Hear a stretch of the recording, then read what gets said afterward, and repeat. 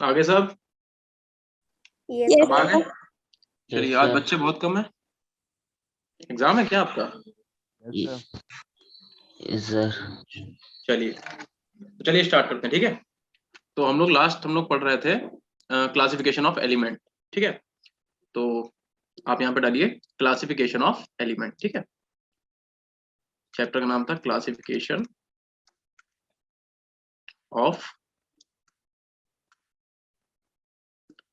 Of elements, और topic हम लोग जो है वो पढ़े थे प्रॉपर्टीज, ठीक है। प्रॉपर्टीज, और प्रॉपर्टीज कौन सी? फिजिकल भी केमिकल भी। तो आप यहाँ पे लिख लो फिजिकल एंड केमिकल। आज ये चैप्टर आपका कंप्लीट हो जाएगा, ठीक है। Physical and chemical, physical and chemical. चलो, तो मुझे को याद दिलाएगा लास्ट टॉपिक हम लोगों ने क्या पढ़ा था? किसी को याद है कि हम लोगों ने लास्ट टॉपिक क्या पढ़ा था बेटा? कोई मुझे बता दो, नोट्स बनाए थे कि नहीं?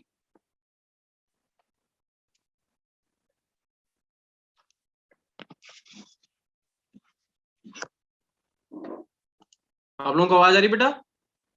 Yes, sir. तो मैं पूछ रहा हूँ कि लास्ट हम लोगों ने टॉपिक क्या पढ़ा था, किसी को याद है? आपने नोट्स बनाए कि नहीं बनाए? Sir, बनाए हैं. तो बताइए, देख के बताइए लास्ट टॉपिक क्या था। Iso electronic species. मानसी, हाँ ठीक है बेटा, आइसो इलेक्ट्रॉनिक स्पीसीज पढ़ा था हम लोगों ने, ठीक है। तो वो तो हम लोगों ने पढ़ लिया था, उसके आगे से हम लोगों को आज देखना है, ठीक है। तो मैंने आपको बताया था आइसो इलेक्ट्रॉनिक स्पीसीज, ठीक है। ये आपको नोट नहीं करना है, सिर्फ एक क्विक रिवीजन दे रहा है। तो मैंने आपको याद होगा, आपको कुछ एग्जांपल लिखा थे, N3 negative, O2 negative, F negative, है ना, Na पॉजिटिव एंड Mg2+। तो मैंने बताया था कि ऐसे स्पीसीज, ऐसे एलिमेंट्स जिनके पास नंबर ऑफ इलेक्ट्रॉन सेम होते हैं हम लोग क्या बोलते हैं? आइसो इलेक्ट्रॉनिक स्पीसीज बोलते हैं। देखो आपको पता होगा कि नाइट्रोजन का एटॉमिक नंबर कितना होता है? 7। नाइट्रोजन का एटॉमिक नंबर कितना होता है? 7। और -3 का मतलब उसने क्या करा? 3 इलेक्ट्रॉन को गेन कर लिया। तो इस पे टोटल नंबर ऑफ इलेक्ट्रॉन कितने हो गए बताओ? 10 इलेक्ट्रॉन। 7 और 3 कितना हो गया? 10। ऐसे ऑक्सीजन का एटॉमिक नंबर कितना होता है? 8। उसने -2 का मतलब उसने क्या करा? 2 इलेक्ट्रॉन और गेन कर लिए। तो 8 और 2 कितना हो गया? इसके पास भी हो गया 10 इलेक्ट्रॉन। ऐसे फ्लोरीन जो होता है उसका एटॉमिक नंबर कितना था? 9। और -1 का मतलब 1 इलेक्ट्रॉन उसने भी गेन किया, दैट मीन वो कितना हो गया? 10 इलेक्ट्रॉन, ठीक है। नियॉन का तो एटॉमिक नंबर ही कितना होता है? 10 ही होता है एटॉमिक नंबर, दैट मीन इसके अंदर इलेक्ट्रॉन ऑब्वियस कितने होंगे? 10 होंगे। Na+ का मतलब क्या हुआ? Na का एटॉमिक नंबर कितना होता है? 11। और +1 का मतलब क्या हुआ? 1 इलेक्ट्रॉन उसने माइनस कर दिया, कितना बचा? 10, ठीक है। और Mg, मैग्नीशियम का एटॉमिक नंबर कितना होता है? 12। +2 का मतलब उसने 2 इलेक्ट्रॉन निकाल दिए, कितना बचा? 10। तो ऐसे जितनी भी स्पीसीज होती है जिनके अंदर नंबर ऑफ इलेक्ट्रॉन सेम होते हैं उन्हें हम लोग क्या बोलते हैं? Iso electronic species. बताओ इतनी बात सबको क्लियर है कि नहीं? ये हम लोगों ने लास्ट क्लास में पढ़ लिया था। फिर आपको मैंने बताया था कि हाँ, फिर मैंने आपको बताया था कि अगर size of iso electronic species पूछा जाए तो सबसे बड़ा साइज किसका होता है? एनायन का। फिर उसके बाद किसका होता है? न्यूट्रल का। और सबसे छोटा कौन सा होता है? कैटायन। बोलो, कैटायन। ये आपको याद आ रहा है? अरे बता दो भाई, Yes, sir. याद है? जैसे अगर मैं बोलूं Na+, Mg, ये Mg है, ठीक है, Mg+2 और Al3+, तो बताओ इसमें सबसे बड़ा आइटम कौन सा होगा? सबसे बड़ा आइटम कौन सा होगा, बताएगा कोई? Al3+. 3+. नहीं नहीं नहीं बेटा, देखो एनायन का साइज सबसे छोटा होगा, मतलब जिसपे हाई चार्ज होगा वो तो हाईली कैटायनिक हो गया ना। तो इसमें जो सबसे कम कैटायनिक कौन सा? Na पॉजिटिव, है ना। जितना चार्ज ज्यादा उतना साइज कम हो जाएगा, ठीक है। देखो कैटायन जितना ज्यादा होगा, कैटायनिक चार्ज जितना ज्यादा होगा उतना ही साइज छोटा होगा। एनायनिक चार्ज का मतलब चार्ज जितना कम हो या माइनस में चार्ज हो, चार्ज जितना कम हो या फिर माइनस में चार्ज हो, उसे बोलते हैं एनायन। तो यहाँ पे क्या हुआ? सबसे कम चार्ज किस पे? Na के ऊपर। Na का साइज सबसे बड़ा होगा, ठीक है। एक क्वेश्चन और देखो, बताओ P-3 लिख लो, S-2 लिख लो और क्लोरीन -1, ठीक है। अब बताओ सबसे बड़ा साइज किसका है? P-3. P-3, क्योंकि एनायन पे चार्ज जितना ज्यादा साइज उसका उतना ही बड़ा होगा। बोलो क्लियर है कि नहीं है? Yes, sir. Yes sir. ये हम लोग पढ़ चुके थे, तो हम लोगों को इसे नोट नहीं करना है, ठीक है। तो आप इसे नोट मत करो। अब आप हेडिंग डालो, आप हेडिंग डालिए साइज इन पेरियोडिक टेबल, ठीक है। आप हेडिंग डालिए साइज इन पेरियोडिक टेबल, ठीक है। यहां से आपको आज नोट करना है। आज हम लोग इस चैप्टर को फिनिश कर देंगे, ठीक है। Size in periodic table. तो बताओ, तो देखो सबसे पहले तो अगर हम लोग फर्स्ट पेरियोड की बात करें, फिर उसके बाद हम बात करें सेकंड पेरियोड की, फिर हम बात करें थर्ड पेरियोड की, ठीक है। और फिर हम बात करें फोर्थ पेरियोड की। और आप क्या करना, फोर्थ पेरियोड के ऊपर स्टार बना लेना, ठीक है। ये क्यों स्टार बनाना ये भी आपको समझ में आ जाएगा, ठीक है। तो देखो फर्स्ट पेरियोड में कितने एलिमेंट है, बताएगा कोई मुझे? फर्स्ट पेरियोड के अंदर कितने नंबर ऑफ एलिमेंट है? 2. कौन कौन सा? Hydrogen and Helium. Left to right जाने पे साइज इंक्रीज होता है कि डिक्रीज होता है? बताएगा कोई? लेफ्ट टू राइट जाने पे साइज इंक्रीज की decrease? Decrease. Sir, increase. Left to right जाने पे साइज इंक्रीज होता है डिक्रीज? पहले ये बता दो। डिक्रीज, वेदांत बता रहा है डिक्रीज। लेफ्ट टू राइट जाने पे शेल तो नंबर ऑफ शेल तो सेम रहती है, नंबर ऑफ इलेक्ट्रॉन बढ़ जाते हैं। नंबर ऑफ इलेक्ट्रॉन बढ़ते हैं तो क्या होता है? कॉन्ट्रेक्शन होना चालू हो जाता है, एटम जो है वो सिकुड़ना चालू हो जाता है ना। डिक्रीज, अविनाश बता रहे हैं डिक्रीज। देखो मैं एक बात समझाते हैं। जैसे फॉर एग्जांपल हाइड्रोजन जो है उसके पास भी एक ही शेल है, हीलियम जो है उसके पास भी क्या एक ही शेल है, बट इसके पास इलेक्ट्रॉन एक है, इसके पास इलेक्ट्रॉन कितने हैं? दो हैं। बट इस एग्जांपल को यहाँ पे हम समझा भी नहीं सकते, हम बताते हैं क्यों।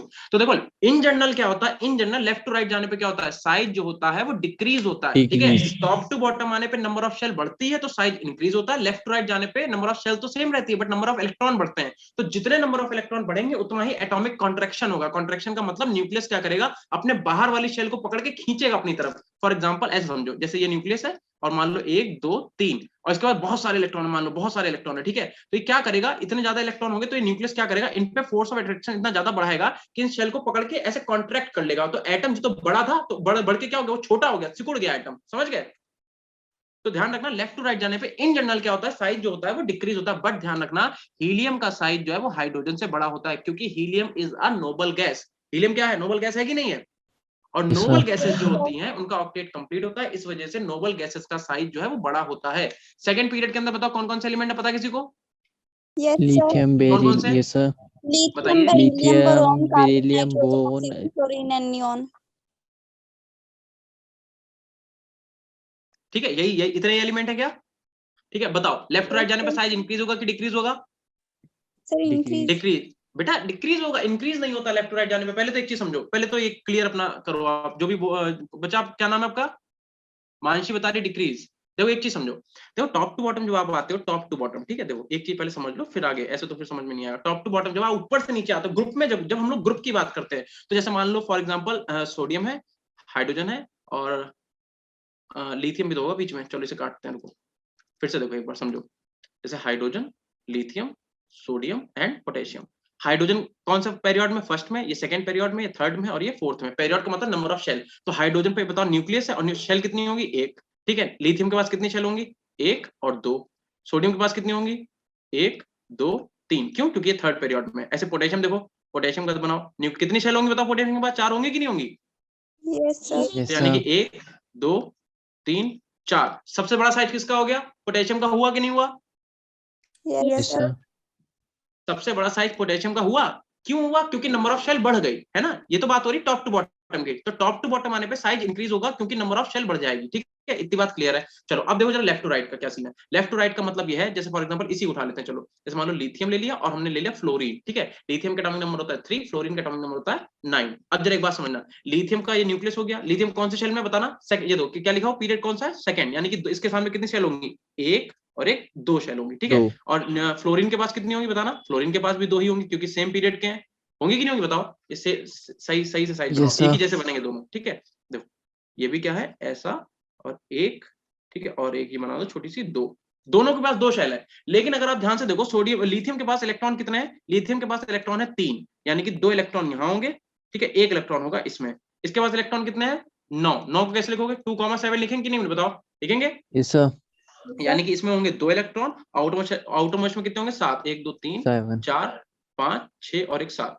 अब जरा एक चीज समझो, लिथियम और फ्लोरीन एक ही पीरियड के एलिमेंट है, दोनों में नंबर ऑफ शेल कितने हैं? 2 हैं। लेकिन हो क्या रहा है कि जो फ्लोरीन है उसके पास नंबर ऑफ इलेक्ट्रॉन ज्यादा है। ये क्या बता डाला भाई Avinash? Third period is equal to sodium, magnesium, aluminium, silicon, phosphorus. ये क्या? अच्छा आप अच्छा आगे का बता रहे हो? अच्छा मैं इन लोगों को समझा दूं फिर उस पर आते हैं, ठीक है।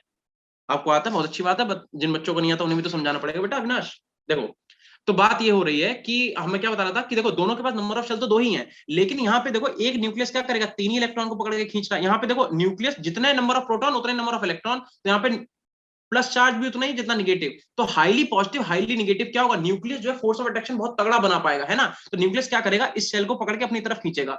तो जब इतना शेल को अपनी पकड़ के अपनी तरफ खींचेगा तो शेल कॉन्ट्रैक्शन चालू हो जाएगा। सिकुड़ने का मतलब समझते हो? कपड़े नहीं जैसे सिकुड़ जाते हैं, सिकोड़ना का मतलब जैसे एक पेज है उसे आपने क्या करा, ऐसे करके सिकोड़ दिया पूरा, इतना मुट्ठी में बना लिया उसे। तो ऐसे ही जो एटम होता है वो उसकी शेल जो है सिकुड़ जाती है, कॉन्ट्रैक्शन हो जाता है उसमें, इसलिए लेफ्ट टू राइट जाने पे साइज डिक्रीज होता है एंड टॉप टू बॉटम आने पे साइज इंक्रीज होता है। बोलो इतनी बात बेटा क्लियर है कि नहीं है, बताओ। Yes, sir. अब मेरी बात सुनो, sir. तो अब हम जब भी पूछें कि टॉप टू बॉटम साइज क्या होगा, ध्यान रखना इंक्रीज, लेफ्ट टू राइट क्या होगा, डिक्रीज। क्यों, रीजन क्या है, टॉप टू बॉटम आने पे साइज इंक्रीज होगा due to number of increasing the shell, क्योंकि टॉप टू बॉटम आने पे क्या होगा, नंबर ऑफ शेल जो है वो इंक्रीज होंगी, और लेफ्ट टू राइट जाने पे क्या होगा, शेल तो सेम है बट फिर भी साइज डिक्रीज हो रहा है। क्यों, क्योंकि वहां पे नंबर ऑफ इलेक्ट्रॉन बढ़ जाते हैं, और नंबर ऑफ इलेक्ट्रॉन ज्यादा बढ़ेंगे तो फोर्स ऑफ अट्रैक्शन ज्यादा लगेगा, जेड इफेक्टिव ज्यादा लगेगा, और जब जेड इफेक्टिव ज्यादा लगेगा तो एटम आपका सिकुड़ जाएगा, छोटा हो जाएगा। ठीक है, तो कहने का मतलब यह है कि अगर हम सेम पीरियड की बात करें तो लिथियम सबसे बड़ा है, फिर उसके बाद साइड डिक्रीज होगा ना पीरियड में, फिर बोरॉन, फिर कार्बन, फिर नाइट्रोजन, फिर ऑक्सीजन। और यहाँ पे किसका बड़ा होना चाहिए, फ्लोरीन का कि नियॉन का, बताओ। Neon. नियॉन का। क्यों, क्योंकि नियॉन जो है वो नोबल गैस है। ध्यान रखना, बस इतनी सी बात आपको ध्यान रखनी है, पेरियड में लेफ्ट टू राइट जाने पर साइज डिक्रीज होगा, बिल्कुल सही बात है, लेकिन नियॉन नोबल गैस है, उसका ऑक्टेट कंप्लीट है, इसलिए वो साइज में बड़े होते हैं, ध्यान रखना। ठीक है, ऐसे ही बता दो। आप बताओ कौन सा बच्चा अपने पास, थर्ड पीरियड में कौन कौन से हैं। Sir, sodium, magnesium, aluminium, silicon, phosphorus, sulfur, chloride, and argon. ठीक है, बिल्कुल सही। ठीक है, आप फिर से वही देख लो, क्या होगा, लेफ्ट टू राइट जाने पे साइज क्या होगा, डिक्रीज, है ना, डिक्रीज होगा, बिल्कुल सही है। बट ध्यान रखना आर्गन का साइज क्लोरीन से बड़ा होगा। बोलो इतनी बात क्लियर है सबको, क्या इतनी बात क्लियर है। Yes, अब ध्यान sir. रखना, मैंने आपको जो स्टार बनवाया है, यानी कि हम बात किसकी कर रहे हैं, P4 की। कौन कौन से एलिमेंट आते हैं फोर्थ पीरियड में,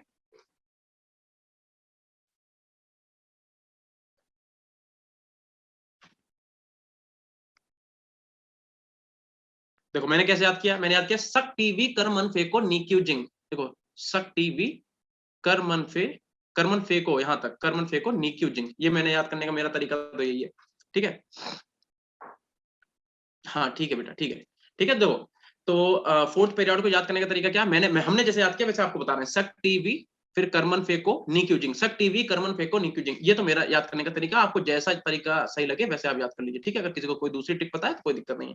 अब देखो फिर से यहाँ पे वही चीज आती है कि लेफ्ट टू राइट जाने पे क्या होना चाहिए था, बताओ, साइड डिक्रीज होना चाहिए था कि नहीं होना चाहिए था, ये Yes, होना sir. चाहिए था Yes, sir. कि स्कैंडियम सबसे बड़ा, फिर क्रोमियम, मैग्नीशियम, Fe, ये और यहाँ पे ऐसा, ये होना चाहिए था कि नहीं होना चाहिए, बताओ। बट ऐसा नहीं होता, this is wrong, this is wrong. ठीक है, ये पूरी तरीके से गलत है, ऐसा बिल्कुल भी नहीं होता। अगर ऐसा नहीं होता है तो कैसा होता है वो हम यहाँ पे लिख रहे हैं, देखो सक टीवी कर मन फेको नी क्यू जिंक। ठीक है, अब आपको ध्यान क्या रखना है, आपको ध्यान ये रखना है, कलर चेंज करते हैं, देखो यहां से लेके स्कैंडियम से लेके आपका जो Mn है यहां तक क्या होता है, जेड इफेक्टिव जो होता है, जेड इफेक्टिव ज्यादा होता है किससे, स्क्रीनिंग इफेक्ट से, स्क्रीनिंग इफेक्ट से। ठीक है, तो इसका मतलब क्या होता है कि स्कैंडियम से लेके मैग्नीज तक साइज डिक्रीज होता है। ठीक है, यहाँ पे आपको यही वाला ऑर्डर याद रखना है। बोलो इतनी बात क्लियर है, कहां से कहां तक, स्कैंडियम से लेके मैग्नीज तक जेड इफेक्टिव की वैल्यू जो है वो स्क्रीनिंग इफेक्ट। अब स्क्रीनिंग इफेक्ट क्या होता है, अगर आपको नहीं पता हम बता देंगे, ठीक है, समझा देंगे। वैसे हमने आपको इनर्ट पेयर इफेक्ट समझाया, अगर आपको याद हो, याद है कि नहीं, Yes, sir. Yes, inert sir. Pair effect याद है, बस वही स्क्रीनिंग इफेक्ट है। ठीक है, तो जेड इफेक्टिव की वैल्यू जब तक ज्यादा होती है किससे, स्क्रीनिंग इफेक्ट से, तब तक क्या होता है, लेफ्ट टू राइट जाने पर साइज डिक्रीज होता है, यानी कि स्कैंडियम से लेके मैग्नीज तक साइज क्या होगा, डिक्रीज करेगा। फिर ध्यान रखना, जो आपका FeCO और Ni है, यहाँ पे क्या होता है, जेड इफेक्टिव जो है, जेड इफेक्टिव आपका जो होता है वो इक्वल होता है किसके, स्क्रीनिंग इफेक्ट के, स्क्रीनिंग इफेक्ट के। इसलिए ध्यान रखना, इन तीनों का साइज आपस में अप्रोक्सीमेटली इक्वल होता है, FeCO और Ni का साइज अप्रोक्सीमेटली आपस में क्या होता है, इक्वल होता है। और जो आपके लास्ट के दो बचे, ठीक है, यहाँ पे क्या होता है, जो आपका जेड इफेक्टिव होता है, जेड इफेक्टिव, इसकी वैल्यू क्या होती है, कम होती है किससे, स्क्रीनिंग इफेक्ट से। ठीक है, इस वजह से यहाँ पे क्या होता है, साइज इंक्रीज कर जाता है, मतलब Zn का साइज बड़ा हो जाता है किससे, कॉपर से। ठीक है, तो आप ये याद कर लेना बेटा, ये आपके लिए बहुत ही इंपॉर्टेंट है, ये वाला पीरियड आप लिख लेना 100%। यहां से अगर आपसे क्वेश्चन पूछेगा तो आप नहीं कर पाओगे अगर आपने सही से नहीं पढ़ा। ठीक है, नोट कर लीजिए जल्दी से। ठीक है, अच्छा अगर किसी बच्चे को स्क्रीनिंग इफेक्ट में दिक्कत आ रही है तो फिर से हम एक्सप्लेन कर दें क्या, सबको स्क्रीनिंग इफेक्ट पता है, सर एक और रिपीट कर दो। चलो देखो, देख लो स्क्रीनिंग इफेक्ट का मतलब बेटा पता क्या होता है। देखो सिंपल सी बात है, आप मैंने एग्जांपल आपको नहीं कराया शायद। देखो होता क्या है, जैसे फॉर एग्जांपल सेम ग्रुप में थर्ड, अभी आप वैसे पढ़ोगे एस ब्लॉक में, बट सोच लो समझ लो क्या होता है। चलो ऐसे समझा देते हैं, हटाओ इसे, है ना।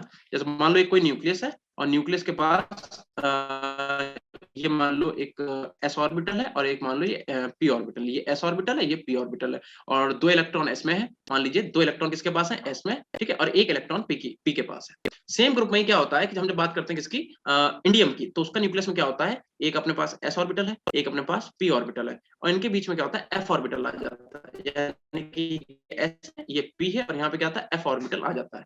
अब होता क्या है कि यहाँ भी एस में 2 इलेक्ट्रॉन होते हैं, ठीक है, और पी में 1 इलेक्ट्रॉन होता है। जैसे यहाँ पे देखो, यहाँ भी एस में 2 पी में 1 है, यहाँ भी पी में 1 और एस में कितने 2 इलेक्ट्रॉन, ऐसे यहाँ पे भी पी में 1 एस में 2 इलेक्ट्रॉन होते हैं। बट द थिंग इज कि इसमें क्या होता है कि एफ ऑर्बिटल जो है वो बीच में आ जाता है किसके, एस और पी के। सर वॉइस कट हो रही है, अविनाश आपको वॉइस नहीं आ रही है? थोड़ा थोड़ा लैग हो रहा है। अच्छा अविनाश एक बात सुनो बेटा, आप इतना ये मेहनत इसमें कर रहे हो कि इतना टाइप कर रहे हो, इससे अच्छा आप बोल दो, है ना, इतनी मेहनत क्यों कर रहे हो? ऐसे तो आपका सारा ध्यान आपके जो आप टाइप कर रहे हो उसी में चला जाएगा, है ना, आप मेरी बात समझ ही नहीं पाओगे। अभी आप इतना टाइम मत करिए, जब मैं क्वेश्चन पूछूं तब बताइएगा, ठीक है, जब आपसे पूछें तब आप बताइएगा, ठीक है। हम ट्राई करेंगे कि अब ना हो। बेटा सबको आवाज आ रही है अभी क्लियर? Yes sir. तो देखिए होता क्या है, देखो यहाँ पे क्या होता है, एस ऑर्बिटल में 2 इलेक्ट्रॉन पी में 1 इलेक्ट्रॉन, ऐसे ही यहाँ भी क्या है, एस ऑर्बिटल में 2 इलेक्ट्रॉन पी ऑर्बिटल में 1 electron. But the thing is कि जब जब एस और पी के बीच में एफ ऑर्बिटल आ जाता है तो यहाँ पे क्या होता है, यहाँ भी इलेक्ट्रॉन होते हैं, बट क्या होता है, एफ ऑर्बिटल जो होता है उसकी जो शील्डिंग होती है, उसकी जो शील्डिंग होती है वो पुअर होती है। इसकी क्या शील्डिंग कैसी होती है, पुअर शील्डिंग, ठीक है। अब शील्डिंग का मतलब एक बार आप फिर से समझ लो, शील्डिंग का मतलब क्या होता है। शील्डिंग का बस इतना इतना सा मतलब है, हम आपको वैसे समझा चुके हैं, फिर से एक बार देख लो। इनर्ट पेयर हमने ध्यान आपको बताया था, मान लो एक ये ए है और एक ये बी है, वो वाला एग्जांपल दिया था आपको कटप्पा वाला, बाहुबली वाली मूवी का, ध्यान है? सर अच्छा हमें नहीं दिया था। अविनाश आप घर से बाहर हो, चलिए ठीक है। बट अविनाश जब हम आपसे बोले तब आप आंसर करिएगा, ठीक है, आप इतना टाइप मत करिए, ठीक है, जब हम आपसे बोले तब आप लिखिएगा। देखो तो मैंने आपको एग्जांपल दिया था, मैंने कहा था ये मान लो बाहुबली की मम्मी है और इनके पास 3 सैनिक ऐसे खड़े हुए हैं, ठीक है, ध्यान अगर आप लोगों को हो, ठीक है, और मान लो ये भल्लाल देख के पापा है और उनके पास 3 सैनिक ऐसे खड़े हुए हैं, एक यहाँ पे एक यहाँ पे और एक यहाँ पे। तो मैंने बोला था बताओ प्रोटेक्शन किसकी अच्छी है, शील्डिंग किसकी अच्छी है, तो आपने बोला था ए की शील्डिंग अच्छी है। क्यों? क्योंकि ए का तरीका देखो, अगर ए पे कोई अटैक करेगा तो सिर्फ एक ही तरफ से, एक ही साइड से ए पे अटैक किया जा सकता है। बोलो है बात सही है कि नहीं? Yes sir. But yes B sir. पे देखो, बी पे 3 तरफ से अटैक कर सकते हो कि नहीं कर सकते हो? Yes sir. तो बात ये इतनी सी बात, बस इसी को बोलते हैं शील्डिंग, मतलब किसकी शील्डिंग अच्छी है। तो हम लोगों ने एक्सपेरिमेंटली चेक किया कि जो एफ और डी ऑर्बिटल होते हैं उनकी शील्डिंग जो है बहुत अच्छी नहीं होती है। सबसे अच्छी शील्डिंग होती है एस ऑर्बिटल की, फिर होती है पी ऑर्बिटल की, फिर होती है डी, और सबसे बेकार शील्डिंग जो होती है एफ ऑर्बिटल की। इतनी बात आपको पता होनी चाहिए कि शील्डिंग की अगर हम लोग बात करें तो शील्डिंग सबसे अच्छी एस की, फिर पी की, और सबसे बेकार किसकी होती है, डी और एफ, और डी और एफ में सबसे बेकार किसकी होती है, एफ की। तो अब आप बात समझो, अब आपको पता है कि जो आपका एफ ऑर्बिटल आया है किसके बीच में, एस और पी के बीच में, इसकी शील्डिंग कैसी, पुअर है। तो पुअर शील्डिंग की वजह से ये क्या करता है, सर जी ऑर्बिटल भी होता है, हाँ बेटा होता है, बिल्कुल होता है, ठीक है। ऑर्बिटल तो नंबर ऑफ सबशेल इनफाइनाइट तक हो सकती है, वो डिपेंड करता है कि हम लोगों को कब उस एलिमेंट की डिस्कवरी हम लोग कर पा रहे हैं, ठीक है अविनाश, ये बात डिपेंड करती है कि आप कब उस एलिमेंट की डिस्कवरी कर पाओ जिसमें आपको इतने नंबर ऑफ एलिमेंट या सॉरी इतने नंबर ऑफ ऑर्बिटल या फिर इतने नंबर ऑफ सबशेल देखने को मिले, होती हैं, ऑब्वियस सी बात होती है, ठीक है। इनफाइनाइट नंबर ऑफ शेल भी होती है, infinite number of orbital and subshell भी होते हैं। तो एक्चुअल में होता क्या है कि न्यूक्लियस क्या करता है, इस वाले इलेक्ट्रॉन पे न्यूक्लियस क्या करता है, न्यूक्लियस सॉरी ये न्यूक्लियस क्या करता है, बाहर वाले इलेक्ट्रॉन को पकड़ के अपनी तरफ खींचता है। But at the same time जो एफ ऑर्बिटल के पास इलेक्ट्रॉन है ये क्या करते हैं, उस इलेक्ट्रॉन को अंदर आने नहीं देते, क्योंकि ये भी इलेक्ट्रॉन है वो भी इलेक्ट्रॉन है, दोनों पे माइनस चार्ज है, तो दोनों के बीच में क्या होता है, रिपल्सन होता है। इसी को बोलते हैं स्क्रीनिंग इफेक्ट। बोले इतनी बात क्लियर है कि नहीं? जो एफ ऑर्बिटल के इलेक्ट्रॉन है वो पी ऑर्बिटल के इलेक्ट्रॉन को न्यूक्लियस को खींचने, न्यूक्लियस क्या करता है, न्यूक्लियस पी ऑर्बिटल का जो इलेक्ट्रॉन है उसे अपनी तरफ पकड़ के खींचता है। बट एफ ऑर्बिटल में जो इलेक्ट्रॉन है वो उसे अंदर आने नहीं देते, क्योंकि इंटर इलेक्ट्रॉनिक रिपल्सन हो जाता है एफ ऑर्बिटल के इलेक्ट्रॉन और पी ऑर्बिटल के इलेक्ट्रॉन के बीच। इसी चीज को हम लोग स्क्रीनिंग इफेक्ट बोलते हैं। बोलो ठीक है, अब समझ में आ गया आपको? Yes sir. ठीक है, तो आप इतनी सी बात जल्दी से नोट कर लीजिए सब लोग, जितना इनमें लिखा हुआ है। हो गया सबका नोट बेटा? Yes sir. चलिए ठीक है, नेक्स्ट स्लाइड पे चलते हैं, ठीक है। अब अगर हम बात करेंगे साइज की, बात करेंगे हम लोग किसमें, साइज की हम लोग बात करेंगे ग्रुप में, ठीक है, साइज की बात करेंगे हम लोग किसमें, ग्रुप में, ठीक है। तो देखो अगर हम बात करें ग्रुप फर्स्ट की, देन हम लोग बात करें ग्रुप सेकंड की, ये सेकंड कर लो, ठीक है। और ऐसे ही कहां से कहां तक ग्रुप, फिर हम लोग अभी एस और पी देख रहे हैं, ठीक है। 13 की बात कर लो, ग्रुप 14 की बात कर लो, ग्रुप 15 की कर लो, ठीक है, ग्रुप 16 की, देन उसके बाद आता है अपने पास ग्रुप 17, और लास्ट कौन सा होता है, ग्रुप 18। तो ध्यान रखना, ये जो आपका 14 से लेके 18 तक के हैं, इसमें क्या होता है, size increases down the group, ठीक है। यानी कि टॉप टू बॉटम जाने पे साइज क्या होता है, इंक्रीज होता है, ठीक है। और अगर हम बात करें किसकी, ग्रुप फर्स्ट की, तो इसमें भी क्या होगा, यहां भी वही चीज है, साइज क्या होगा, इंक्रीज होगा, size increases down the group, ठीक है, नोट कर लो। ऐसे अगर हम ग्रुप सेकंड की बात करें तो इसमें भी क्या होगा, size increases down the group. Reason बताओ बेटा, रीजन क्या, ये क्यों है ऐसा हो रहा है कि टॉप टू बॉटम जाने पे साइज इंक्रीज हो रहा है, बता दो जल्दी से। नंबर ऑफ शेल बढ़ रहे हैं सर। नंबर ऑफ शेल बढ़ रहा है, ठीक है। लेकिन हमने देखो सब में लिखा, पर हमने ग्रुप 13 में नहीं लिखा। अगर हमने ग्रुप 13 में नहीं लिखा, इसका मतलब ग्रुप 13 आपके लिए इंपॉर्टेंट हो गया। जल्दी से लिखो, इतना नोट करो जल्दी से। देखो, तो ग्रुप 13 में एक्चुअल में होना क्या चाहिए था, ग्रुप 13 के पहले तो एलिमेंट लिख लेते हैं, ठीक है। बैगन, आलू, गाजर, इंथैला, यानी कि boron, aluminium, gallium, indium and thallium. तो एक्चुअल में क्या होना चाहिए था, टॉप टू बॉटम जाने पे साइज क्या होना चाहिए, इंक्रीज होना चाहिए था। मतलब साइज होना क्या चाहिए था, ऐसे ये होना चाहिए था कि टॉप टू बॉटम जा रहे हैं तो थैलियम का साइज सबसे बड़ा होगा, ये होना चाहिए था सही order. That atomic size increases down the group, right Avinash, ठीक है। तो देखो, तो टॉप टू बॉटम जाने पे क्या होना चाहिए था, साइज इंक्रीज होना चाहिए था, बट ये वाला ऑर्डर जो है ये होना चाहिए था, बट दिस इज रॉन्ग, ये गलत है। तभी तो हमने इस पे स्टार बनाया, ये बिल्कुल ही गलत है, ऐसा नहीं होता। अब नहीं होता तो क्या एक्चुअल में ऑर्डर क्या है, तो एक्चुअल पहले तो ऑर्डर लिख देते हैं, ठीक है। तो देखो, बैगन के बाद क्या आता है, गाजर आता है, फिर क्या आता है, एल्युमिनियम आता है। और मैं आपको बता दूं, इंडियम और थैलियम का साइज अप्रोक्सीमेटली इक्वल होता है, बट अभी के लिए आप ऐसे लिख लो कि हाँ ये सही ऑर्डर होता है, ठीक है। ये जो है वो सही ऑर्डर होता है। कहां कहां पे चेंजेस आया, एक तो एल्युमिनियम और गैलियम में आया, और इंडियम थैलियम में तो कोई नहीं आया। तो मतलब मेन जो चेंज आया वो कहां पे आया, वो आया आपका गैलियम और एल्युमिनियम में। वैसे तो गैलियम को ऊपर होना चाहिए, सॉरी एल्युमिनियम को ऊपर होना चाहिए था, बट हुआ क्या कि जो आपका एल्युमिनियम है वो नीचे आ गया, गैलियम ऊपर आ गया, ठीक है। किसी को पता है, पहले तो ये लिखो, दिस इज राइट, ये आपका सही ऑर्डर है, दिस इज राइट, ठीक है। क्या किसी को पता है ऐसा क्यों हुआ, सर किसी भी बच्चे गैलियम को, लिक्विड फॉर्म में प्रेजेंट होता है। क्या बता रहे बेटा, सर गैलियम लिक्विड फॉर्म में प्रेजेंट होता है। देखो इस बात से बेटा फर्क नहीं पड़ता कि कौन सा एलिमेंट गैसियस फॉर्म में, वैसे पड़ता है, ऐसा नहीं है, totally this is not wrong, but हाँ कुछ ना कुछ फर्क पड़ता है। बट इसका एक्चुअल में जो आंसर है वो ये नहीं है। इसका आंसर पता क्या है, इसका आंसर ये है कि गैलियम में बेटा क्या हो जाता है, डी ट्रांजिशन हो जाता है, यहाँ पे डी ट्रांजिशन हो जाता है, डी ट्रांजिशन हो जाता है बस। और एक चीज और, यहाँ अभी डी ट्रांजिशन क्या होता है वो भी हम बताते हैं। और एक चीज यहाँ पे ध्यान रखना, इनका जो साइज होता है वो अप्रोक्सीमेटली सेम होता है, ठीक है। इंडियम और गैलियम का वैसे तो हमने ग्रेटर देन का साइन लगाया है, लेकिन ध्यान रखना कि गैलियम और थैलियम का साइज अप्रोक्सीमेटली क्या होता है, सेम होता है, ठीक है। चलो अब पहले तो बताओ डी ट्रांजिशन का मतलब समझ रहे हो। देखो अभी मैंने आपको पोर शील्डिंग समझाया, पोर शील्डिंग क्या होता है, एफ की पोर शील्डिंग होती है। वैसे ही जब आप एल्युमिनियम से गैलियम की साइड में जाते हो, एल्युमिनियम से गैलियम की तरफ जाते हो, तो होता क्या, इनके बीच में डी ब्लॉक के 10 एलिमेंट आ जाते हैं। और अगर डी ब्लॉक के एलिमेंट आएंगे तो इसका मतलब इलेक्ट्रॉन भी कहां जाएगा, डी ऑर्बिटल में। और अभी हमने आपको बताया कि सबसे बेकार शील्डिंग किसकी होती है, एफ की, और उसके बाद सबसे बेकार किसकी होती है, डी की। यानी कि डी और एफ कैसे होते हैं, पुअर शील्डिंग प्रोवाइड कराते हैं। तो इसी वजह से डी ऑर्बिटल में इलेक्ट्रॉन आने की वजह से इसका साइज कंपैरेटिवली जो होता है वो एल्युमिनियम से छोटा हो जाता है, क्योंकि इसमें क्या हुआ, कॉन्ट्रैक्शन ज्यादा हो गया, एटम बहुत ज्यादा सिकुड़ गया। क्यों, क्योंकि डी में नंबर ऑफ इलेक्ट्रॉन ज्यादा आ गए। ये रीजन है कि गैलियम का साइज जो है वो एल्युमिनियम से छोटा होता है। बोलो इतनी बात समझ में आई आपको, यस सर। Yes sir. तो नोट कर लीजिए जल्दी से।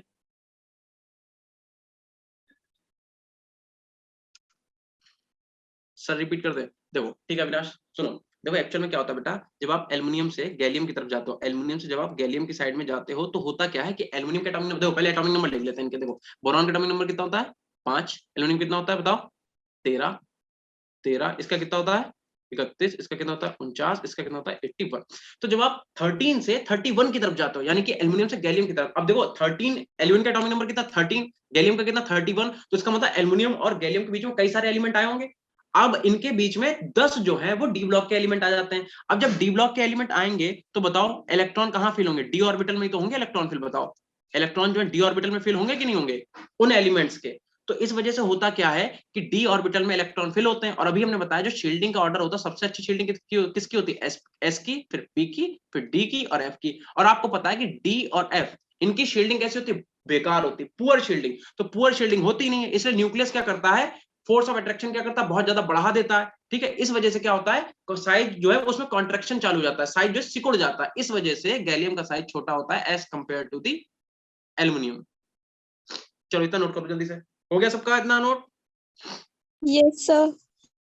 चलिए ठीक है, अब आप क्या करो, एक पूरा ट्रेंड लिख देते हैं एक ही बार में। ठीक है, देखो अपने कौन कौन से हो गए। हम लोगों ने ग्रुप फर्स्ट कर लिया, ग्रुप सेकंड कर लिया। देखो ये कौन से थे अपने पास, ये एस ब्लॉक था। ठीक है, ये था अपने पास एस ब्लॉक। ठीक है, और ये वाले कौन से थे अपने पास, ये थे अपने पास पी ब्लॉक, ये था पी ब्लॉक। तो डी ब्लॉक को और देख लेते हैं हम लोग। ठीक है, डी ब्लॉक के एलिमेंट्स को और देख लेते हैं। तो देखो अब हम क्या देख रहे हैं, हम लोग डी ब्लॉक के एलिमेंट्स का साइज और देख रहे हैं, डी ब्लॉक एलिमेंट्स। ठीक है, डी ब्लॉक एलिमेंट्स। अब डी ब्लॉक एलिमेंट्स कौन से ग्रुप से स्टार्ट है, बता दो बेटा। डी ब्लॉक एलिमेंट्स किस ग्रुप से स्टार्ट है, 12th ग्रुप तक। थर्ड ग्रुप से 12th ग्रुप तक। ठीक है, यानी कि ये हो गया ग्रुप थर्ड। देन उसके बाद डायरेक्ट लिखते हैं 4 5 देन 6 देन 7 8 9 10 11 एंड 12। ठीक है, ग्रुप नंबर थर्ड से लेके ग्रुप नंबर 4 तक के जो भी एलिमेंट है उन्हें हम लोग क्या बोलते हैं, उन्हें हम लोग बोलते हैं डी ब्लॉक एलिमेंट्स। ठीक है, ये क्या लिखे हुए हैं, ये लिखे हुए हैं ग्रुप ग्रुप। ठीक है, चलो तो बताओ डी ब्लॉक एलिमेंट्स को याद करने के आप लोगों ने क्या तरकीब बनाई है, किसी को पता है कि फर्स्ट सीरीज को तो अभी हमने आपको बताया कैसे याद करेंगे। देखो सक टी वी करमन फेको नी क्यू जिंक है ना। देखो सक टीवी करमन फेको नी क्यू जिंक। सक टीवी फिर से देख लो एक बार कैसे याद करना है आपको, सक टीवी करमन फेको नी क्यू जिंक। ठीक है, अच्छा किसी को पता है ये कौन सा पीरियड है, या ये छोड़ो इसकी कोई भी नीड नहीं है। बताओ नेक्स्ट इसके नीचे वाली जो 4D सीरीज है उसे कैसे याद करा आपने। देखो इसे बोलते हैं 3D सीरीज। ये कौन सी सीरीज है, ये 3D सीरीज है। ठीक है, ये 3D है, फिर उसके नीचे आती है 4D सीरीज। ठीक है, फिर आती है अपने पास 5D सीरीज। बताइए 4D सीरीज के एलिमेंट को क्या किसी को याद है, बता दो। नहीं याद है, देखो कैसे याद करना है। यारी एक शायरी है ना, थोड़ी सी गंदी बेकार सी शायरी है, आप याद कर लेना काम आ जाएगी। देखो यारी, मान लो कोई दो दोस्त हैं, तो एक दोस्त जो है वो दूसरे दोस्त से कह रहा है, क्या कह रहा है, यारी जरा निभाना मौत तक, रुकावटें राह में पड़े अगर कोई। ठीक है, फिर से देखो कैसे याद करेंगे, यारी जरा निभाना मौत तक, रुकावटें राह में पड़े अगर कोई। बोलो याद हो गई, अरे बोल दो, याद हुई कि नहीं हुई। No sir. अरे नहीं याद आप कहीं पे कॉपी पे लिख लो, हिंदी में लिख लो, कहीं पे लिख लो, जल्दी से लिखो। अविनाश को याद हो गई, ठीक है लिखो कहीं पे। देखो फर्स्ट वाली सीरीज कैसे याद करेंगे, सक टीवी, जैसे व्हाट्सएप वाली राइटिंग होती है, व्हाट्सएप लिखते हैं, जैसे कि हम बोलेंगे आज, तो आज को हम कैसे लिखेंगे AAJ ऐसे लिख देंगे, या AJ लिख देंगे, कुछ भी लिख देंगे। आज मैं को कैसे लिखेंगे MAI। ऐसे आप क्या करो, लिख लो जल्दी से। देखो पीरियड टेबल याद होनी चाहिए, कैसे याद करें ये कोई पूछने नहीं बैठा, याद आपको टाइम पे आ रहा है एग्जाम में कि नहीं आ रहा, बस ये पूछने बैठे हैं। ठीक है, तो जल्दी से पहली वाली का लिखो सक टीवी ऐसे लिख लो। देखो SAK सक, इसे लिख लो T, इसे लिख लो V, फिर लिखो कर, फिर इसे लिखो मन, फिर इसे लिखो फे, फिर लिखो को। देखो बाकी तो सब सेम है, फे को नी क्यू जिंक है ना, तो उसमें तो इतना कुछ है भी नहीं। सक टीवी करमन फे को नी क्यू जिंक, जल्दी से लिखो फर्स्ट वाली को। सेकंड वाली का लिखो, बोले लिखो, हिंदी में लिखो, हिंदी इंग्लिश या कोई जो भी राइटिंग आप यूज करते हो। देखो यारी जरा, देखो यहाँ पे कैसे लिखेंगे यारी, इसे क्या लिखेंगे जरा कैसे लिखेंगे यार, यारी जरा निभाना मौत तो लिखना आता ही होगा, मौत तक, रुकावटें, ठीक है रुकावटें लिख लेना, राह में पड़े, राह मतलब रास्ता, ठीक है राह में पड़े अगर कोई, यारी जरा निभाना मौत तक, रुकावटें राह में पड़े अगर कोई। अब बताओ याद हुआ, अब याद हुआ कि नहीं हुआ, ऐसे मत करो यार, बताओ याद हुआ कि नहीं हुआ, हो गया। Yes sir. तो चलो फिर सुना दो बेटा, आपने जितना भी बोला यस सर, आप सुना दो, जल्दी सुना दो। 4D सीरीज के कैसे याद करेंगे, बता दो बेटा, जब टीचर तुम्हारा नहीं शर्मा रहा है तो तुम्हें शर्माने क्या, जरा निभाना मौत तक, रुकावटें अगर कोई, रुकावटें राह में पड़े अगर कोई, बात खत्म, याद हो गए। अब देखो, अब शर्माओगे तो ये याद ही नहीं होंगे, है ना, शर्माने की जरूरत है। ठीक है, सक टीवी करण फेंको निकुजिंग, और दूसरा कैसे याद करेंगे, यारी जरा निभाना मौत तक रुकावटें राह में पड़े अगर कोई। 2 सीरीज निपटा दी, सोचो आपने डी ब्लॉक के 2 सीरीज खत्म कर दी है। ठीक है, अब थर्ड सीरीज कैसे याद करेंगे, देखो अब मान लो आप जो है गुंडे बन गए, है ना, पढ़ लिख के गुंडे बन गए, मान लो पढ़ लिख के गुंडे बन गए, है ना, और आप हफ्ता लेने गए, है ना, बाजार में नहीं, मूवी में दिखाते हो हफ्ता लेने जाते हो, कैसे मांगोगे, देखो कैसे, देखो याद करो सर, लास्ट में कोई कहां से आया, लास्ट में पढ़े अगर कोई, अच्छा नहीं कोई आया नहीं, देखो यारी हो गया, यारी जरा निभाना मौत तक रुकावटें राह में इसी को बोल रहे हैं, पढ़े अगर कोई, बस थोड़ा बहुत एक दो चीज तो अपने पास लगानी पड़ेंगी, देखो यारी जरा निभाना मौत तक रुकावटें राह में पड़े अगर कोई। ठीक है, चलो अब इससे आगे बढ़े, नहीं चैप्टर खत्म हो पाएगा, यही करते रहेंगे हम लोग, आज भले ही हमें फिर 10-15 मिनट एक्स्ट्रा पढ़ाना पड़े, चैप्टर खत्म करके जाएंगे, भले यहाँ पे एक बच्चा बैठ के पढ़े। अब देखो, अब मान लो आप गुंडे बन गए पढ़ लिख के, आप हफ्ता मांगने गए, कैसे मांगोगे हफ्ता, देखो कोई बंदा है रियाज नाम का बंदा, उससे आप हफ्ता लेने गए, कैसे मांगोगे, देखो ला हफ्ता वरना रियाज, ला हफ्ता वरना रियाज, इधर पिटाई और एयू मतलब और, होगी मतलब एचजी, लो खत्म। क्या कह रहे हैं, ला हफ्ता वरना इसी को बोलेंगे पूरा, डब्ल्यू को क्या बोलेंगे, वरना रियाज इधर पिटाई और होगी, ला हफ्ता वरना रियाज इधर पिटाई और होगी। बोलो गुंडे बन गए कि नहीं बन गए, 2 मिनट में गुंडे बन गए, बताओ। सर लिखवाना इसका फिर से लिखो, आप लिखो ला हफ्ता, ऐसे लिखो, हम लिख रहे हैं यहाँ पे, देखो हम लिख रहे हैं ला, अरे यार हफ्ता लिखना, एक तो हिंदी इंग्लिश मिक्स हो जाती है, रुको हम लिख दे रहे हैं यहाँ पे, ठीक है, लिख के दे रहे, ला हफ्ता, यहाँ पे क्या लिखेंगे, यहाँ पे लिखेंगे वरना रियाज इधर पिटाई और होगी, इधर पिटाई और होगी, देख लो, ला हफ्ता वरना रियाज इधर पिटाई और होगी। ठीक है, ला हफ्ता वरना रियाज इधर पिटाई और होगी, बताओ कोई दिक्कत, सुना दो बेटा, अभी नो सर जिसने बोला सुना दो, जिसने नो सर बोला सुना दो भाई, 5D सीरीज कैसे याद करेंगे, सुना दो यार, क्या हो गया, ला हफ्ता वरना रियाज इधर पिटाई और होगी। ठीक है, बस ऐसे ही आपको ये 3 सीरीज जो है वो याद करनी है। देखो जितने बड़े प्रोफेसर भी होते हैं ना बेटा, जो बहुत बड़े बड़े प्रोफेसर जो होते हैं हार्वर्ड वगैरह में, अब वो इंग्लिश में क्योंकि उन्होंने याद कर, क्योंकि वहां की लैंग्वेज अलग है, तो उन्होंने किसी भी ट्रिक बनाई, ट्रिकी होगी, आप लाइन से ऐसे नहीं याद कर सकते, इतने एलिमेंट है। जैसे आपने फर्स्ट ग्रुप कैसे याद करा होगा, हलीना की रूबी से फ्रेंडशिप, बेटा मांगे कार स्कूटर बाप राजी, फिर उसके बाद आपने वाला कैसे पढ़ा होगा, फिर जो आपके पी ब्लॉक के एलिमेंट है, पहला कैसे होगा, बैगन आलू गाजर थैला, काशी गए संत प्रभु, नेपाल पाकिस्तान ऑस्ट्रेलिया सब भिखारी।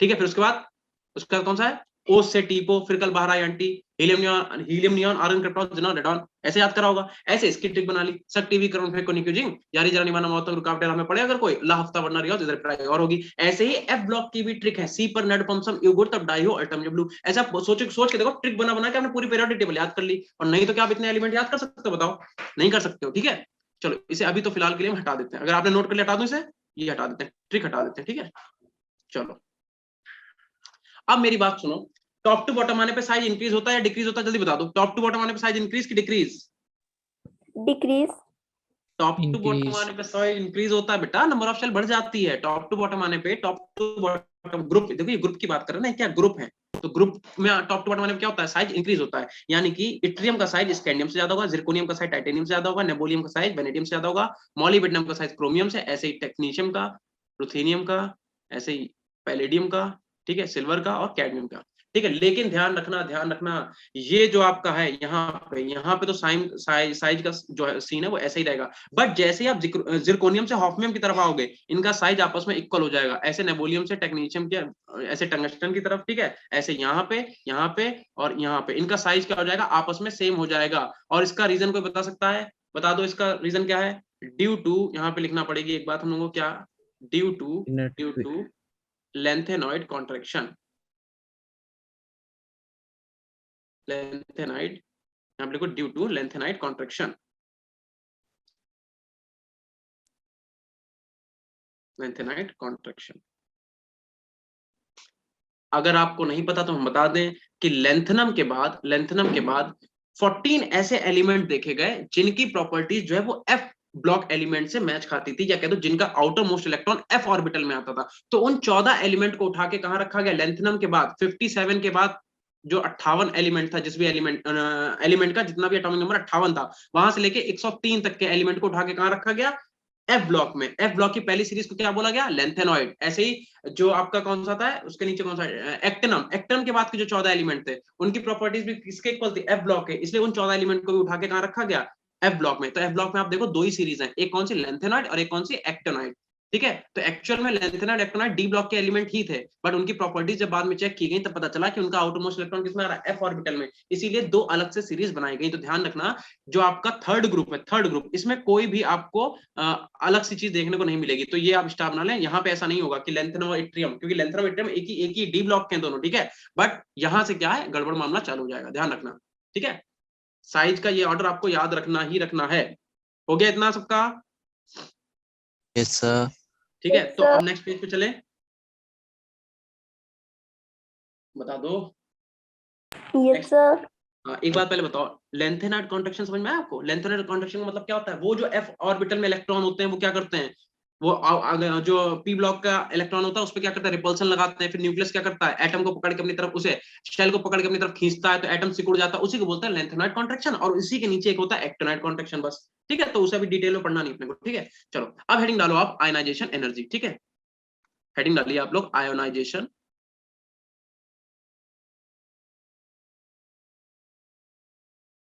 Ionisation energy. अब हमें देखना है कि आयनाइजेशन एनर्जी क्या होती है। कोई बताएगा आयनाइजेशन एनर्जी क्या होती है? किसी को पता है क्या?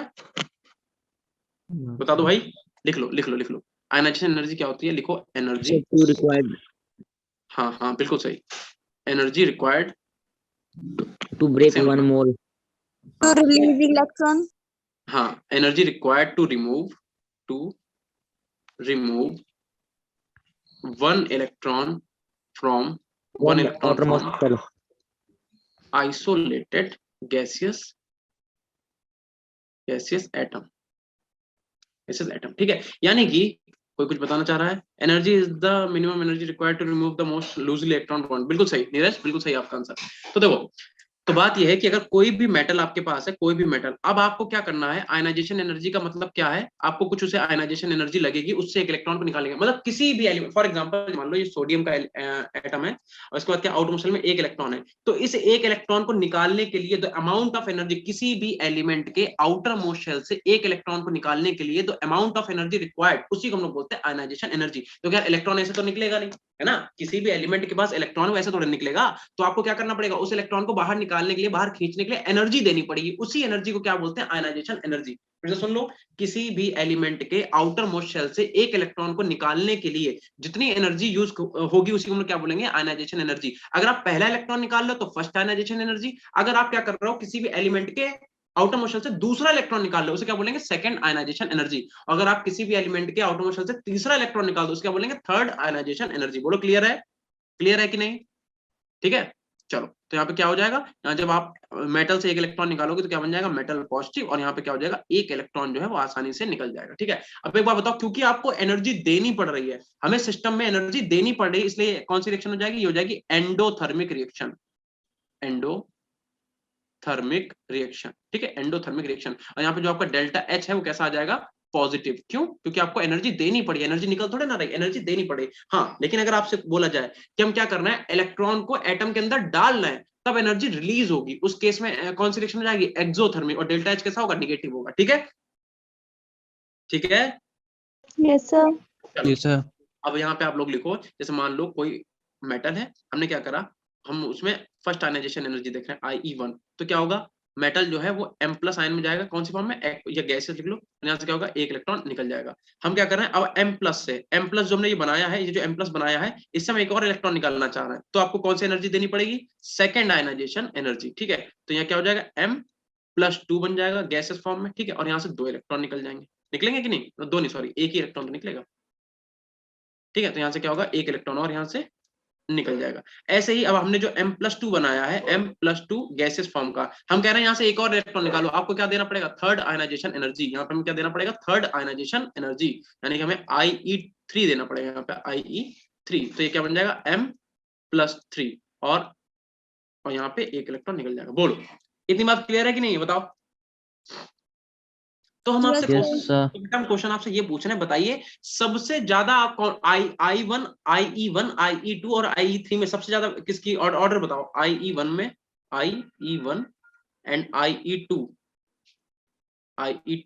रुको इसे पहले ठीक करते हैं। सर फोर्थ और फिफ्थ आयनाइजेशन एनर्जी भी होती है? नहीं होती बेटा, उतने यहाँ पे इलेक्ट्रॉन, देखो थर्ड ही होना बहुत मुश्किल है नीरज, थर्ड होना ही बहुत मुश्किल है। आप तीन इलेक्ट्रॉन निकालो, यही बहुत बड़ी बात है, ठीक है। तो आप फोर्थ फिफ्थ तो ना के बराबर है, बट हाँ एनर्जी अगर आपके पास है तो आप दे दो भैया, क्या कर सकते हैं, निकालने को निकाल सकते हो, ठीक है। तो देखो IE1 की अगर हम बात करें, IE1 और हम लिखें अगर हम यहाँ पे IE2 और IE3, तो बता दो भाई सबसे ज्यादा कौन सी एनर्जी, पहला इलेक्ट्रॉन निकालने में ज्यादा एनर्जी देनी पड़ेगी या तीसरा इलेक्ट्रॉन? तीसरा। हाँ अविनाश, मैंने अविनाश ही बोला यार, क्या सुन रहे हो भाई तुम, चैट में तुम्हारी तो मैसेज है सिर्फ। हाँ हम क्या पूछ रहे हैं, पहला जो आपका इलेक्ट्रॉन है उसे आप निकाल लोगे जल्दी, या तीसरे इलेक्ट्रॉन को? सबसे ज्यादा एनर्जी कौन सी वाली होगी बताओ? थर्ड। थर्ड वाली, ठीक है। तो आप यहाँ पे लिखना, यहाँ पे लिखो ionization energy, ionization energy is directly proportional to the oxidation state, is directly proportional to the oxidation state। Oxidation state क्या होती है पता है किसी को? ऑक्सीडेशन स्टेट का मतलब चार्ज, उसके ऊपर जितना चार्ज है, ठीक है। ऑक्सीडेशन, अरे ये लाइन कहाँ जा रही भाई, ऑक्सीडेशन स्टेट का मतलब उसका मतलब जितना भी चार्ज है एलिमेंट के ऊपर, उसी को उसकी ऑक्सीडेशन स्टेट बोलते हैं, ठीक है। तो यहाँ पे आप ब्रैकेट में लिख भी लेना, चार्ज की बात कर रहे हैं हम लोग, चार्ज की। तो बताओ जरा, बताना जरा, M+3 में, M+2 में और M+1 में चार्ज सबसे ज्यादा किसका है? IE1। M+3 अंजना बेटा आप मेरी बात सुन नहीं रहे हो ठीक से, आप बता रहे हो IE1 सबसे ज्यादा होगा, फिर IE2, फिर IE3। नहीं भाई नहीं, बिल्कुल भी नहीं, ऐसा बिल्कुल भी नहीं हो सकता। देखो एक चीज समझो, हम आपको एक बात दिखाते हैं यहाँ पे। मान लो हम एक सोडियम का आइटम लेते हैं, ठीक है, सोडियम का आइटम ले लो, चलो सोडियम का आइटम नंबर कितना होता है? 11। तो 11 का मतलब कितना हो गया? 2 8 1। नीरज आपने अपना कैमरा खोल रखा है या धोखे से खुल गया? सर मेरा तो ऑफ है। अच्छा, तो किसी दूसरे नीरज का खुला होगा फिर। चलो देखो, अब हम क्या कह रहे हैं, हम कह रहे हैं कि यहाँ पे मान लो न्यूक्लियस है, ठीक है, न्यूक्लियस के सामने मान लो ऐसे करके ये, यहाँ पे 2 इलेक्ट्रॉन है, इसमें कितने 8 हैं, 4 5 6 7 8, ठीक है, और आउट एक लास्ट में, ठीक है। अंजना, हाँ अब आपको बात समझ में आई। I3 देखो, एक चीज समझो, हम क्या कह रहे हैं, हम कह रहे हैं कि आपको एक इलेक्ट्रॉन यहाँ से निकालना है, तो अगर आपने ये वाला इलेक्ट्रॉन निकाला बाहर, तो इसे क्या बोलेंगे? First ionization energy. अब आप जरा सोच के देखो, दूसरा इलेक्ट्रॉन आपको कहाँ से निकालना है? 2 8 1 था, एक इलेक्ट्रॉन तो आपने ये बाहर निकाल लिया। अब जो दूसरा इलेक्ट्रॉन निकालोगे वो 8 में से निकालना है, और 8 का मतलब बेटा ऑक्टेट कंप्लीट है। अगर किसी भी एलिमेंट का ऑक्टेट कंप्लीट है तो वो स्टेबल हुआ। अगर कोई भी एलिमेंट स्टेबल है तो तुम उसकी स्टेबिलिटी थोड़ा ना बिगाड़ दोगे, तुम निकाल ही नहीं सकते, तुम्हें बहुत एनर्जी देनी पड़ जाएगी, ठीक है, क्योंकि उसका ऑक्टेट क्या है? कंप्लीट है। जैसे ही आपने एक इलेक्ट्रॉन निकाला, अब आपको दूसरा इलेक्ट्रॉन कहां से निकालना पड़ेगा? इन 8 में से। और 8 का मतलब 2 8 मतलब क्या? इनर्ट गैस का, इनर्ट जो आपकी नोबल गैसें हैं उनका कॉन्फ़िगरेशन है उसके पास। और जैसे ही कोई भी एलिमेंट इनर्ट गैस का, सॉरी नोबल गैसेस का कॉन्फ़िगरेशन पा लेता है, वो स्टेबल बन जाता है। और कोई भी एलिमेंट स्टेबल है तो इलेक्ट्रॉन लूज ही नहीं करेगा, समझे? इसका मतलब आपको सेकंड इलेक्ट्रॉन निकालने के लिए बहुत एनर्जी देनी पड़ेगी। और जब सोचो सेकंड इलेक्ट्रॉन देने के लिए, निकालने के लिए बहुत एनर्जी देनी पड़ेगी, थर्ड इलेक्ट्रॉन निकालने के लिए तो और भी एनर्जी देनी पड़ेगी। इसलिए ध्यान रखना IE3 की वैल्यू जो है वो सबसे ज्यादा होगी, ठीक है। ध्यान रखना आप कि जो IE3 होगा वो आपका सबसे ज्यादा होगा, ये ऑर्डर रहेगा, ठीक है, ठीक है। यानी कि +3 वाला सबसे ज्यादा, जितना ज्यादा चार्ज उतनी आयनाइजेशन एनर्जी। चार्ज किस पे सबसे ज्यादा? +3, फिर +2, फिर +1। तो +3 वाला 3 इलेक्ट्रॉन निकाल ही सकते हो। जल्दी नोट करो जल्दी से बेटा, टाइम बहुत कम बचा, हमें चैप्टर खत्म करना है, ठीक है। और हम सही बता रहे हैं, अगर 5-6 मिनट अगर एक्स्ट्रा क्लास चले तो पढ़ लेना, क्योंकि हम ये चैप्टर फिनिश करके जाएंगे आज, चाहे कुछ भी हो जाए, भले एक बच्चा बैठ के पढ़े। थोड़ी सी बात है, 5 मिनट तो रुक भी सकते हैं यार, क्या दिक्कत है? हो गया? Yes sir. चलो 3। Yes, sir. चलिए, अब आप हेडिंग डालिए फैक्टर्स अफेक्टिंग आयनाइजेशन एनर्जी, ठीक है, ठीक है। हेडिंग डालो फैक्टर्स अफेक्टिंग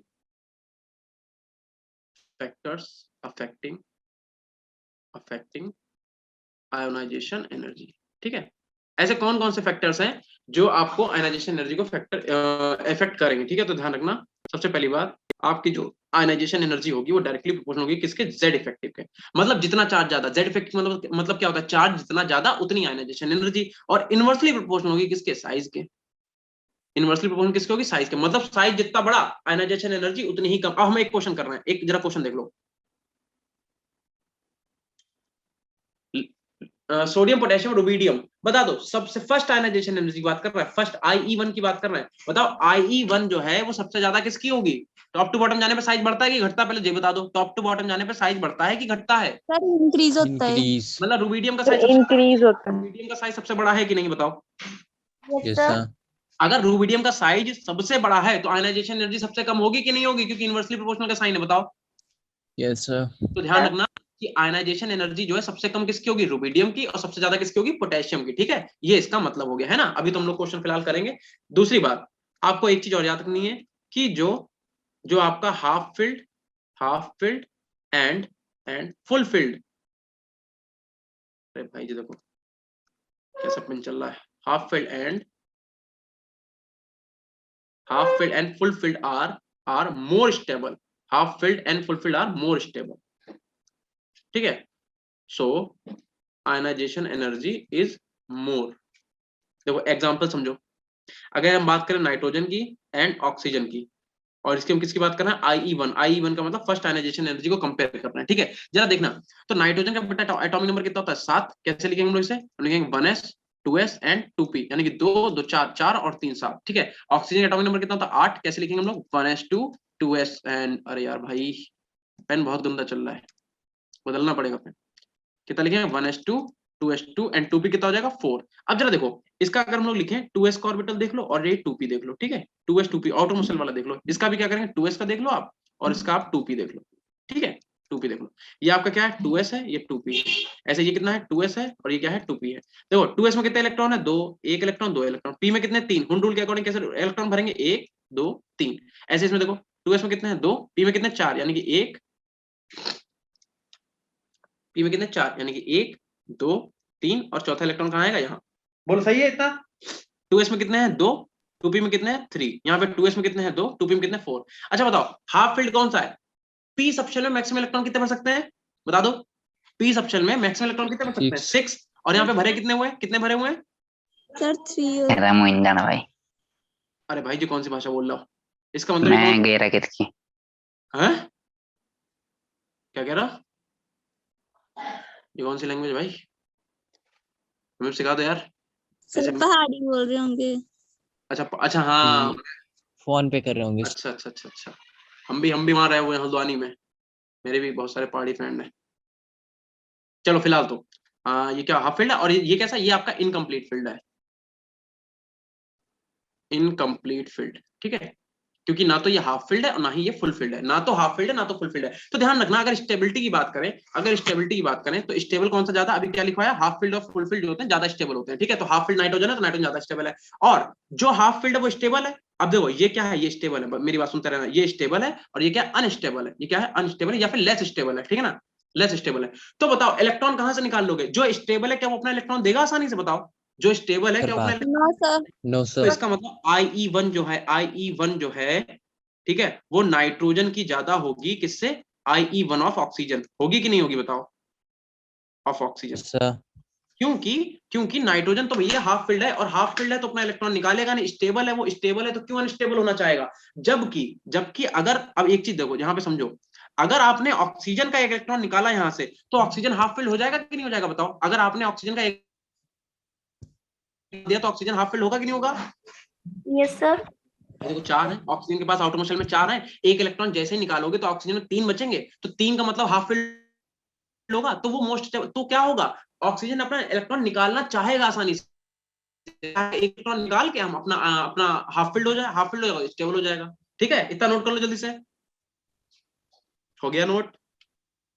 यस सर। चलो ठीक है, तो आप ट्रेंड लिखो।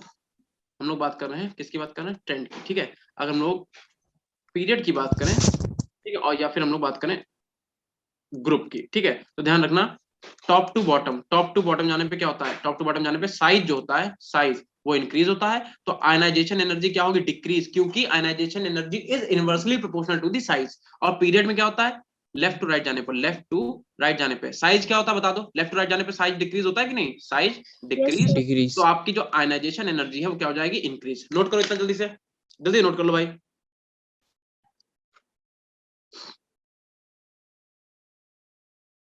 Yes sir. हो गया? Yes sir. ठीक है, अब आपको यहाँ पे एक एक्सेप्शन भी नोट करना है, तो आप हेडिंग डालो EXCEPTION। एक्सेप्शन क्या है वो हम लोग यहाँ पे देख लेते हैं। देखो अगर हम बात करें बोरॉन फैमिली की, ठीक है, हम किसकी बात कर रहे हैं? बोरॉन फैमिली की। बोरॉन फैमिली की। बेटा अगर 5-6 मिनट अगर देर तक क्लास चले तो आप लोग छोड़ना मत, क्योंकि हम चैप्टर फिनिश कर देंगे। सोचो नहीं तो आप थोड़ा सा चैप्टर छोड़ के चले जाओगे, अच्छा नहीं लगेगा बिल्कुल आपको भी। देखो तो बोरॉन फैमिली में क्या होता है? बैगन, आलू, गाजर, इन थैला। अभी देखो हमने क्या बताया, टॉप टू बॉटम जाने पे, इधर देखो जरा, ग्रुप की बात हो रही है, टॉप टू बॉटम जाने पे साइज क्या होता है? बढ़ता है, तो आयनाइजेशन एनर्जी क्या हो जाएगी? कम। तो यानी कि सबसे ज्यादा आयनाइजेशन एनर्जी किसकी होनी चाहिए? बोरॉन की, फिर एल्युमिनियम की, फिर गैलियम की, फिर इंडियम की, फिर थैलियम की। होना चाहिए ऑर्डर की, नहीं होना चाहिए? बता दो। हमारी यस जो सर। ट्रेंड है उसके हिसाब से होना चाहिए, बट ये गलत है। लिख लो यहाँ पे, दिस इज रॉन्ग। ऐसा बिल्कुल भी नहीं होता।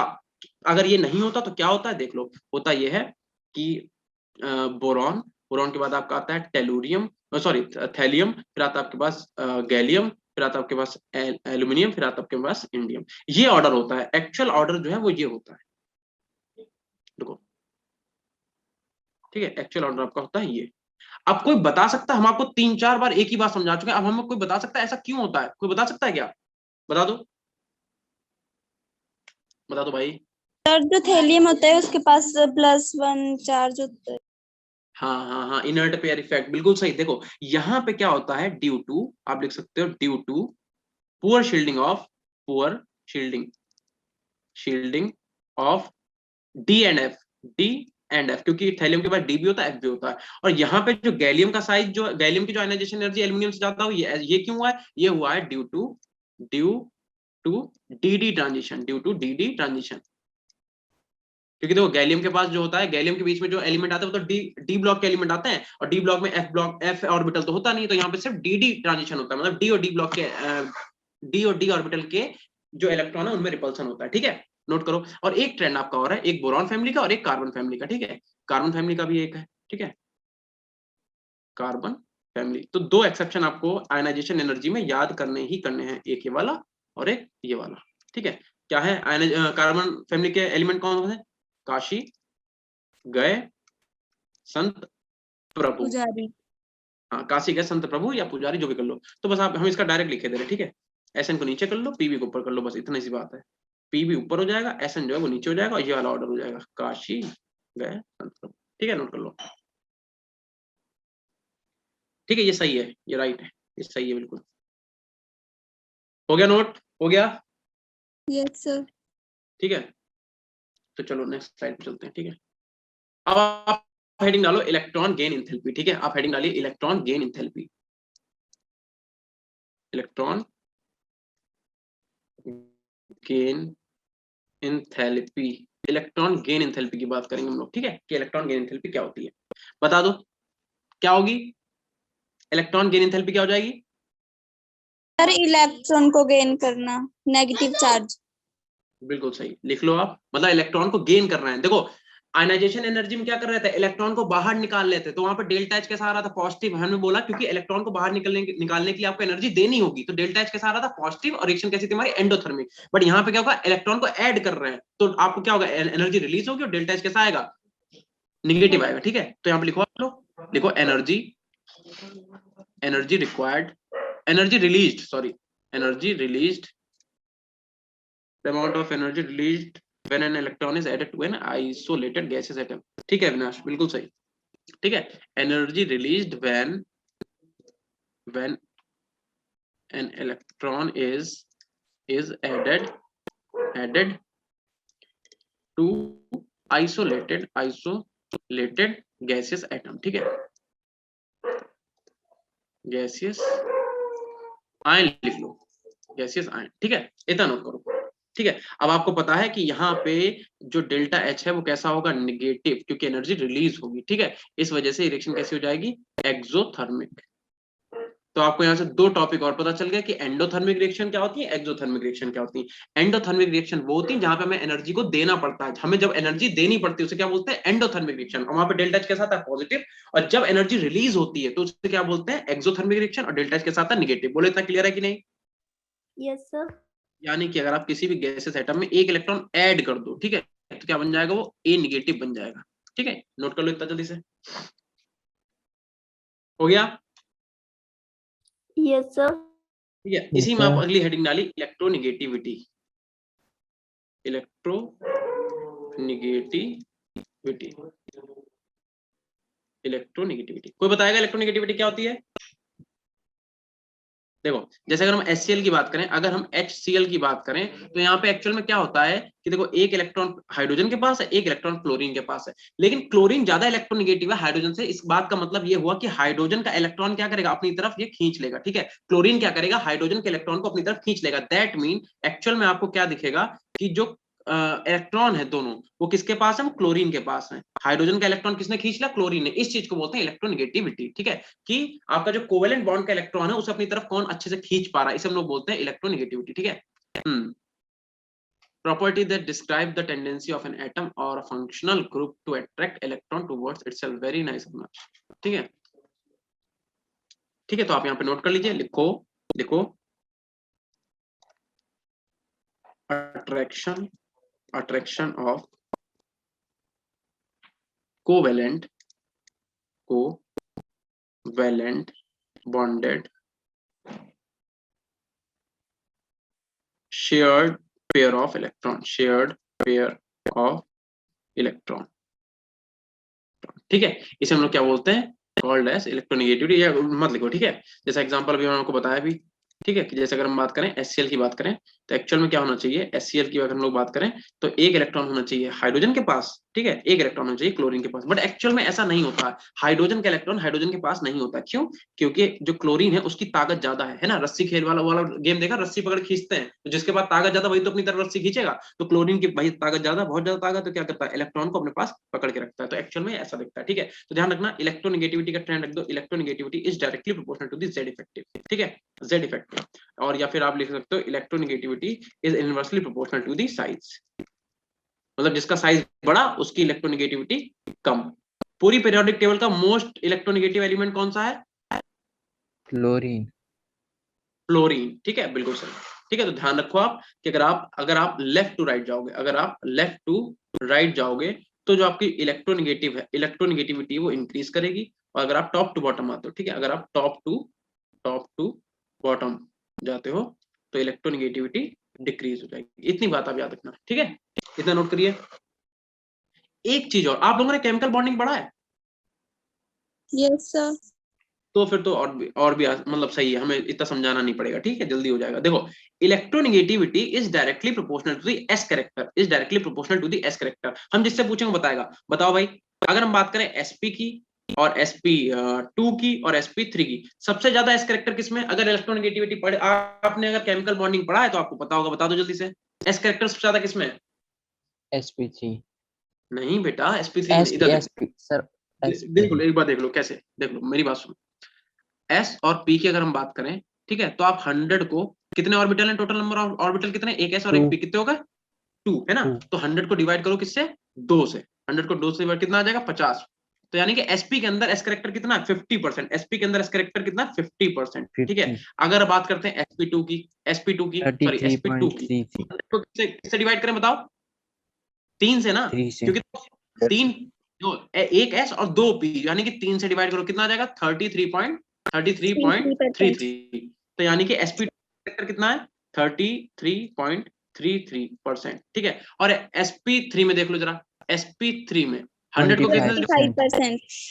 25%, क्योंकि 3 P और एक S, 4 हो गया ना, 4 से डिवाइड कर दो कितना आ गया, 25%, 25%। यानी कि SP3 में S कैरेक्टर कितना है, 25%। अब बता दो सबसे ज्यादा S कैरेक्टर किसमें, जल्दी बता दो भाई देख के। SP।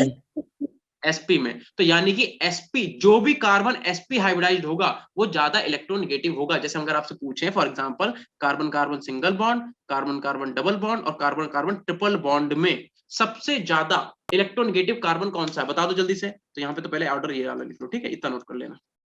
बता दो, carbon carbon single bond, carbon carbon double bond और कार्बन कार्बन ट्रिपल बॉन्ड, सबसे ज्यादा इलेक्ट्रोनिगेटिव आइटम कौन सा है, देख के बता दो जल्दी से। Sir carbon carbon single bond. बेटा इतनी देर से समझा रहे फिर भी यार, देखो अच्छा फिर से देख लो, फिर से देखो। आपको अगर हाइब्रिडाइजेशन निकालना आता है तो देखो, कार्बन कार्बन सिंगल बॉन्ड का हाइब्रिडाइजेशन कितना होता है, sp3 होता है। ठीक है, sp3 होता है। और इसका कितना होता है, sp2 होता है। और कार्बन कार्बन सिंगल बॉन्ड का हाइब्रिडेशन कितना होता है, sp होता है। और sp का अभी आपने निकाला, sp का बताओ s कैरेक्टर कितना होता है, 50% होता है कि नहीं होता बताओ। तो s कैरेक्टर ज्यादा, Yes, sir. इलेक्ट्रोनेगेटिविटी ज्यादा। देखो यहाँ पे क्या लिखा है, electronegativity is directly proportional to the s character, मतलब जितना s कैरेक्टर ज्यादा उसका इलेक्ट्रोनेगेटिविटी उतना ही ज्यादा। तो यानी कि ट्रिपल बॉन्ड में कार्बन का s कैरेक्टर कितना आ रहा है, 50%। तो यानी कि इसकी इलेक्ट्रोनेगेटिविटी क्या होगी, सबसे ज्यादा होगी। बोलो समझ में आया कि नहीं आया? Yes, sir. फिर से समझा दूं क्या? अगर आपको इतनी बात समझ में है फिर से हम बता देंगे, इसकी कोई जल्दबाजी नहीं है। सिमरन बता रही है सर ट्रिपल बॉन्ड, और अविनाश भी बता रहा है, ठीक है। फिर से एक बार देख लो, मेरी बात सुनो। अभी हम लोगों ने एस कैरेक्टर कैसे कैलकुलेट किया, सबने देखा। देखो चलो हम आपको हाइब्रिडेशन निकाल के समझा देते हैं यार, ऐसी कोई बात नहीं है। चलो हम इसलिए कह रहे थे हम थोड़ा थोड़ा जल्दी हो जाता, बट चलो कोई बात नहीं, देर हो रही तो हो जाए, फिर अब देर समझाना तो पड़ेगा ना। देखो अगर हम बात करें कार्बन कार्बन सिंगल बॉन्ड, तो यहाँ पे आप क्या कर लो, CH3 ले लो, CH3 है ना। एथेन की बात कर रहे हैं, एथेन तो सबको पता ही है ना। आपने तो 10th में पढ़ रखा, आप ये मत कहना एथेन नहीं पता यार, नहीं तो हम 10th का नहीं बताएंगे फिर। ये तो देखो, तो यहाँ पे कैसे निकालते हैं, स्टीरिक नंबर से निकालते हैं। हाइब्रिड आपने केमिकल बॉन्डिंग पढ़ा है तो आपको पता होगा हाइब्रिडेशन कैसे निकालते हैं। स्टीरिक नंबर क्या होता है, number of sigma bond plus lone pair. तो 1 sigma 2 sigma 3 sigma 4 sigma. Steric number कितना आ गया, 4 सिग्मा। 4 सिग्मा लोन पेयर होता नहीं कार्बन पास, तो स्टीरिक नंबर कितना आ गया, 4। अगर स्टीरिक नंबर 4 है तो हाइब्रिडाइजेशन कितना हो जाता है, sp3। अगर स्टीरिक नंबर आता है 3 तो हाइब्रिडाइजेशन हो जाता है sp2। अगर स्टीरिक नंबर आता है 2 हाइब्रिडाइजेशन कितना होता है, sp, सिर्फ sp। बस सिंपल सी बात है ना।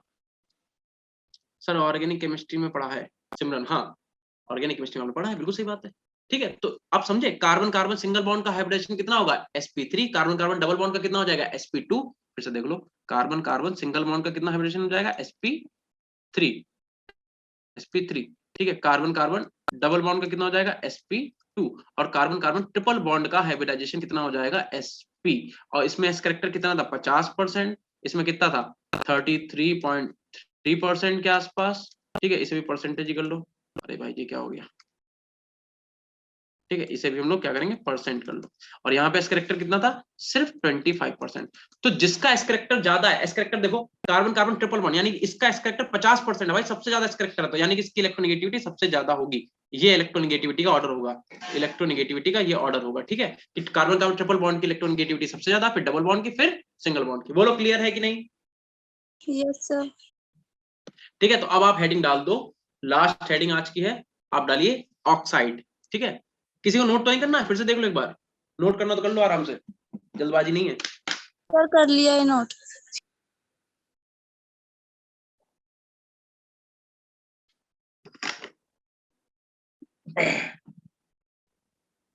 चलिए ठीक है, कर लिया नोट।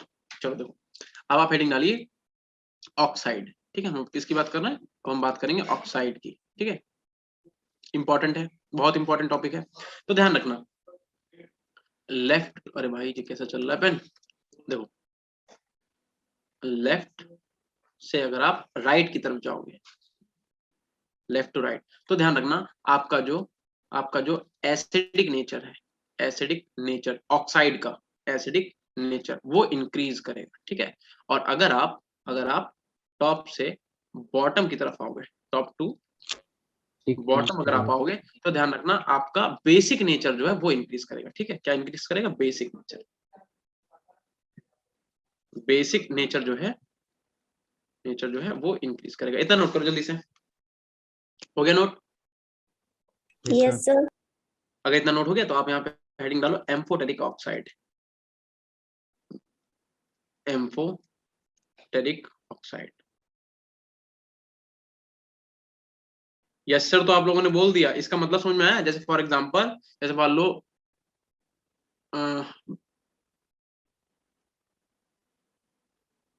ठीक है, ये ले लेते हैं,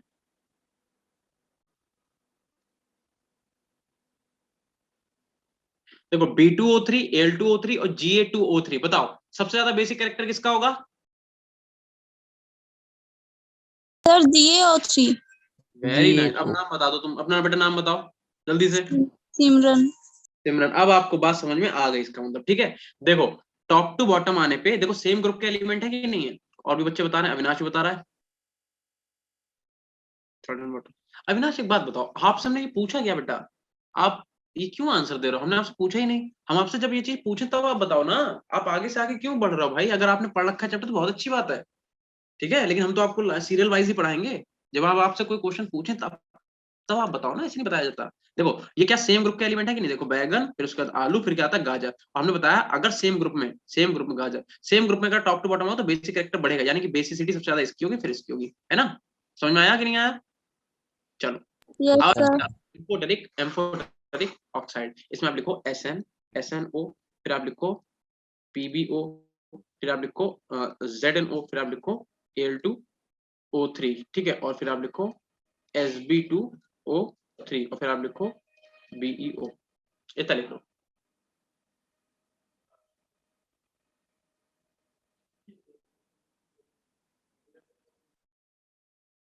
ठीक है, ये आपको याद रखना है। इनकी चाहो तो आप ट्रिक भी वैसे लिख सकते हो, ठीक है। यार रहने दो ट्रिक, क्या थोड़ी सी तो याद कर लेना, ठीक है। लिखवाने को लिखवा सकते हैं, लिख लो, चलो लिखो लिखो। सुनो सुनो लेड लेड जीन्स आलिया सब बेईमान, सब बेईमान लिख लो यार, बेईमान नहीं लिखना आता, मतलब अभी तो हम नहीं लिख पा रहे हैं फिलहाल। बेईमान, ठीक है, नोट कर लो इतना। कर लिया? सुनो लेड यही साहब रेड लिख लो तो ज्यादा जींस के साथ सही लगेगा। रेड लिख लो, रेड जींस, ध्यान रखना रेड मतलब लेड की बात हो रही है, ठीक है। हटा रहे हैं, सुनो रेड जींस आलिया सब बेईमान, इसे आप याद कर लेना कि एम्फोटेरिक ऑक्साइड कौन से होते हैं, आपसे पूछा जाएगा कि बताओ एम्फोटेरिक ऑक्साइड कौन से होते हैं, ठीक है। उसके बाद आप हेडिंग डाल लो न्यूट्रल ऑक्साइड, ठीक है। आप हेडिंग डालिए न्यूट्रल ऑक्साइड कौन कौन से होता है? CO होता है, कार्बोनिल, NO होता है, और N2O लाफिंग गैस जैसे बोलते हैं। ये आपके न्यूट्रल ऑक्साइड, मतलब इनपे कोई किसी भी तरीके के ना ये एसिडिक कैरेक्टर शो करते हैं, ना ही आपका ये बेसिक कैरेक्टर शो करते हैं। बोलो हो गया इतना? Yes sir. सर चलो ठीक है। अब देखो एक चीज ध्यान रखना, जितने भी आपके लिख लो आप एसिडिक नेचर ऑफ ऑक्साइड जो होगा, एसिडिक नेचर ऑफ ऑक्साइड लिख लो, वो डायरेक्टली प्रोपोर्शनल होगा इलेक्ट्रोनेगेटिविटी के, ठीक है, या फिर डायरेक्टली प्रोपोर्शनल किसके होगा? ऑक्सीडेशन स्टेट के, ठीक है, ऑक्सीडेशन स्टेट के, ठीक है। यानी कि एसिडिक कैरेक्टर जो आपका होगा वो डायरेक्टली प्रोपोर्शनल किसके? इलेक्ट्रोनेगेटिविटी के, या फिर डायरेक्टली प्रोपोर्शनल होगा किसके? ऑक्सीडेशन स्टेट के। बोलो ठीक है इतना? ठीक है इतना? ठीक है, अब आप जरा एसिडिक नेचर का ऑर्डर बताओ, ठीक है, ये क्वेश्चन आपको करना है। एसिडिक नेचर का ऑर्डर बताना, लिखो SO3, फिर आपको क्या लिखना है? SeO3, ठीक है, फिर आपको क्या लिखना है? अरे सॉरी, ये तो हम ही बता दे रहे हैं। फिर आपको क्या लिखना है? TeO3, या फिर आप लिख सकते हो HClO4 में बताओ, ठीक है, HBrO4 में बताओ, और HiO4 में आपको बताना है, ठीक है। या फिर आप लिख सकते हो HNO3 में बताइए, या फिर आपको H2CO3 में बताना है, या फिर आपको H3BO3 में बोलना हो, ठीक है। एक और आप लिख लो आप HClO4 बताओ, HClO3 बताइए, ठीक है, और HClO2 बताओ, HClO2 बताइए, ठीक है, ये 3 है, ठीक है। बताओ भाई जल्दी से बता दो फटाफट, पहले वाले में बताओ। देखो ओ से टेपो ये एक ही ग्रुप के हैं कि नहीं है? सल्फर, सेलूरियम और टेलूरियम, सेलिनियम और टेलूरियम, बताओ एक ही ग्रुप के हैं? 16 ग्रुप के। ओ से टेपो, देखो ओ से देखो, और टॉप टू बॉटम आने पे क्या होता है? साइज बढ़ता है, साइज सॉरी इलेक्ट्रोनेगेटिविटी बताओ, टॉप टू बॉटम आने पे इंक्रीज होती है कि decrease? Electronegativity top to bottom आने पे इंक्रीज की डिक्रीज? डिक्रीज पीछे पीछे देखो, अभी लिखा होगा, जल्दी देखो जाके फटाफट, अभी पीछे डिक्रीज होती है। डिक्रीज होती है। यानी कि सल्फर, सेलिनियम और टेलूरियम में सबसे इलेक्ट्रोनेगेटिव एलिमेंट कौन सा है? सल्फर। सल्फर है ना, सल्फर है। तो इसका मतलब एसिडिक नेचर ऑफ एसिडिटी किसकी ज्यादा होगी? देखो डायरेक्टली प्रोपोर्शनल, एसिडिक नेचर कैसा है? डायरेक्टली प्रोपोर्शनल इलेक्ट्रोनेगेटिविटी है। इसका मतलब जो इलेक्ट्रोनेगेटिव ज्यादा होगा उसकी एसिडिटी भी उतनी ही ज्यादा होगी, यही तो बताया अभी। बताओ क्लोरीन, ब्रोमीन, आयोडीन में इलेक्ट्रोनेगेटिव ज्यादा कौन है? क्लोरीन, ब्रोमीन, आयोडीन में एक ही ग्रुप के एलिमेंट है। देखो क्लोरीन क्लोरीन आयोडीन, तो क्लोरीन है, तो जो इलेक्ट्रोनेगेटिव ज्यादा होगा उसका एसिडिक नेचर ज्यादा होगा कि? देखो क्या लिखा हुआ है, लिखा हुआ है acidic nature of oxide is directly proportional to the electronegativity, है कि नहीं है? बताओ EN का मतलब इलेक्ट्रोनेगेटिविटी, तो जो ज्यादा इलेक्ट्रोनेगेटिव है वो ज्यादा एसिडिक नेचर का होगा। ऐसे देखो बता दो इसमें बता दो थर्ड वाले में, अभी देखो ये कौन से वाले हैं, ये पीरियड वाले एलिमेंट हैं। देखो ब क न ओ फानी नाम गलसी, ऐसे याद करते हैं नहीं। देखो ये क्या है, लेफ्ट टू राइट जाने वाले हैं, ब क न ओ फा। ऐसे लेफ्ट टू राइट जाने पे इलेक्ट्रोनेगेटिविटी बढ़ती की घटती है, बता दो जल्दी से, बढ़ती की घटती है? सर इंक्रीज होती है। इंक्रीज होती है, यानी कि नाइट्रोजन सबसे ज्यादा इलेक्ट्रोनेगेटिव है तो ज्यादा एसिडिक होगा, फिर कार्बन, फिर boron. Boron is the less acidic in nature, ठीक है। अच्छा अब लास्ट वाला आपको बताना है, लास्ट वाला बता सकता है कोई?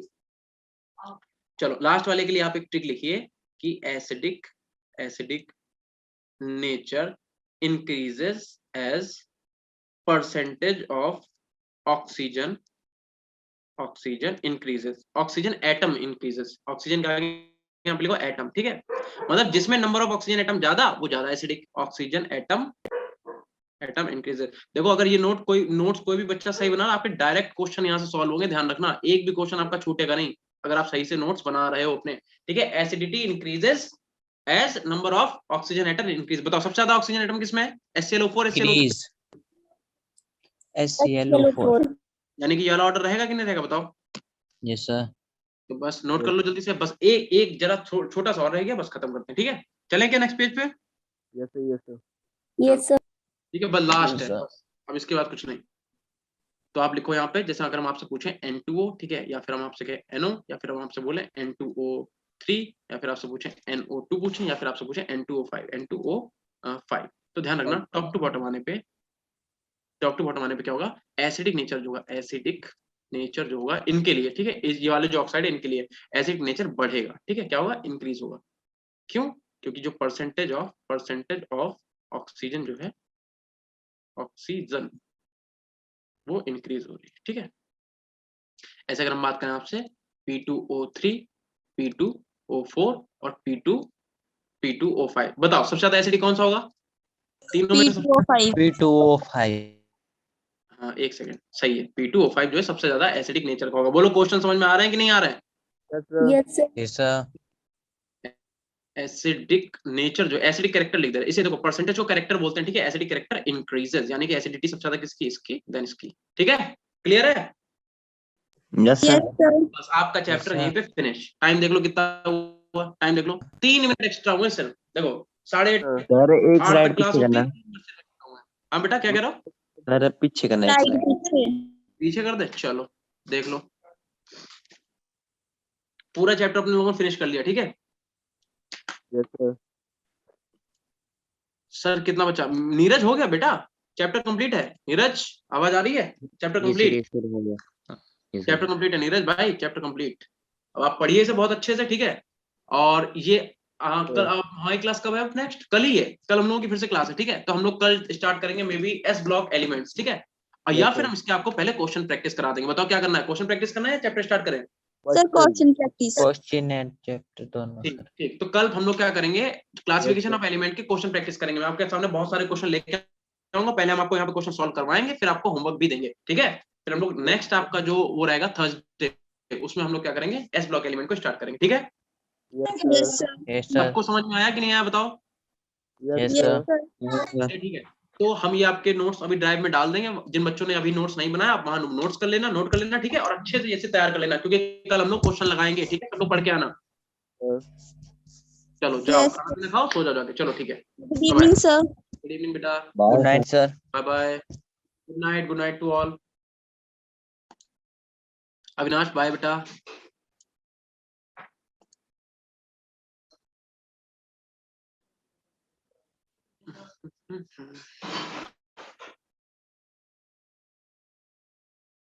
अविनाश गुड नाइट बेटा।